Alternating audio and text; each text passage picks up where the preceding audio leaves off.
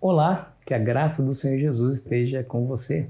Mais uma vez, estamos prontos para meditarmos na Palavra de Deus, sendo guiados aqui pela lição da Escola Sabatina.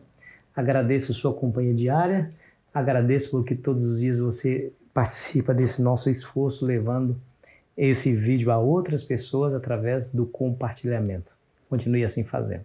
Se ainda não é inscrito no nosso canal, não se esqueça de juntar-se a nós, na nossa família do Lição Fácil. E se você gostou, não se esqueça de deixar o seu gostei ou o seu não gostei. Vamos juntos. Nossas desculpas, conflitos desconfortáveis.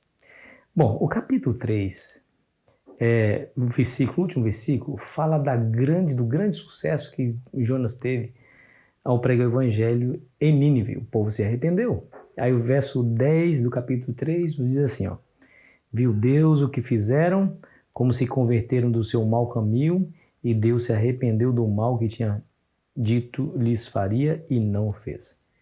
Óbvio, Deus é Deus. Deus consegue enxergar a sinceridade daqueles que se aproximam dele. Se Deus se arrependeu, como diz aqui, do mal que tinha dito lhes faria e não fez, é porque viu que realmente a conversão foi sincera e verdadeira.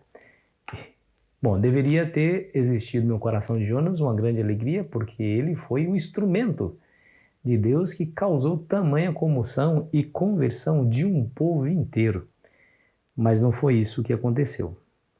O verso 2 do capítulo 4 nos diz assim, ó: e orou ao Senhor e disse: ah, Senhor, não foi isso que eu te disse, estando ainda na minha terra? Por isso me adiantei fugindo para Tarsis, pois sabia que és Deus clemente, misericordioso e tardio em irar-se, e grande em benignidade, e que arrependes do mal. Essa era uma verdade que Jonas conhecia muito bem. Deus é clemente, é misericordioso de fato. E quando Deus perdoou o povo, sabe o que ele fez? O coração de Jonas foi acometido de um sentimento suicida. Tira minha vida, Senhor, tira minha vida. Aí o Senhor olhou para ele com bondade, com a voz suave, e disse: é razoável o que você está pedindo? É razoável essa maneira de pensar, Jonas? E Jonas então se retira e fica a oriente, fora da cidade, olhando para ela, esperando que Deus realmente cumprisse aquilo que a sua pregação disse que faria. Deus iria destruir Nínive. Em 40 dias, ele disse, e Nínive será subvertida. Agora, a sua reputação estava em jogo. Será que as pessoas o reputariam como um falso profeta? Porque ele disse que Nínive seria destruída em 40 dias, passou-se 40 dias e Nínive não foi destruída porque Deus perdoou o povo.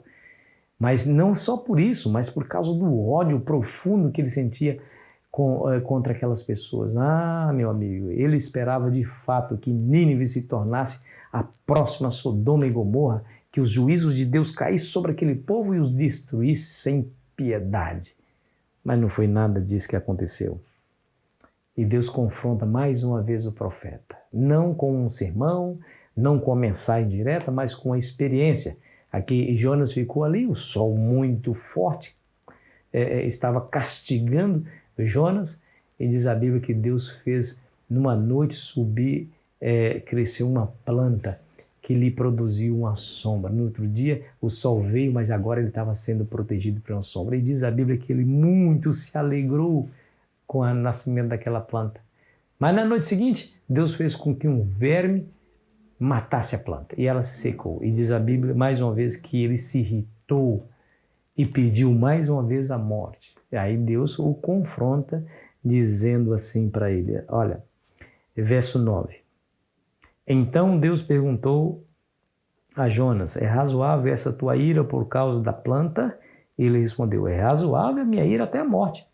Tornou o Senhor: tens compaixão da planta que te não custou trabalho, a qual não fizeste crescer, que numa noite nasceu e numa noite pereceu.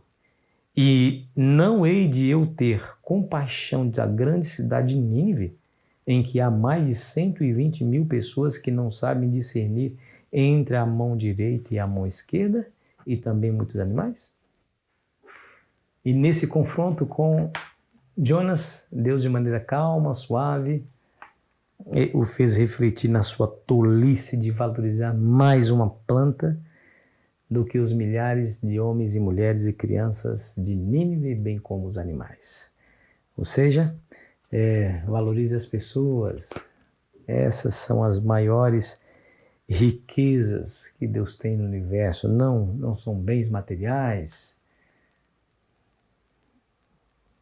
Deus quer salvar gente, pessoas. Por elas, Deus veio a esse mundo. Por elas, Senhor Jesus se sacrificou e derramou o seu sangue. Você sabe o que é interessante? Que aqui termina o livro de Jonas. E não há uma única palavra que Jonas realmente aprendeu a lição. Que ele se arrependeu, que ele entendeu o que Deus havia dito. Não. Simplesmente se cala com essa pergunta de Deus dizendo: eu não terei misericórdia dessas 120 mil pessoas que moram ali, bem como os animais? Aí termina. Será que Jonas aprendeu? Eu penso que sim, que ele aprendeu a lição. Agora, será que também nós não temos receios com relação àquelas pessoas para as quais Deus nos envia? São pessoas ímpias, pecadoras, é verdade. Talvez não sejam nem violentas, mas a gente às vezes nos desviamos delas porque às vezes são maldizentes, né? São escarnecedoras, não nos respeitam. E aí preferimos não encarar a missão. Olha que grande lição que Deus tem nos dado. Aquelas pessoas em Nínive eram violentas, eram más, assassinas, e Deus teve misericórdia e salvou a cada um deles. E o que dizer dessa pessoa que você não quer encontrar com ela porque ela falou mal de você? Será que o pecado dela é mais grave e mais severo do que os pecados dos ninivitas? Será que por conta desse erro que ele cometeu com você, você tem concluído que nem Deus quer salvar essa pessoa? Será que é razoável esse sentimento que nós temos contra elas no nosso coração? Talvez a mesma mensagem que Deus deu para Jonas, Deus está dando para nós. É certo que talvez não esteja crescendo uma planta que nos dê o conforto de uma sombra que depois vai ser morta no dia seguinte.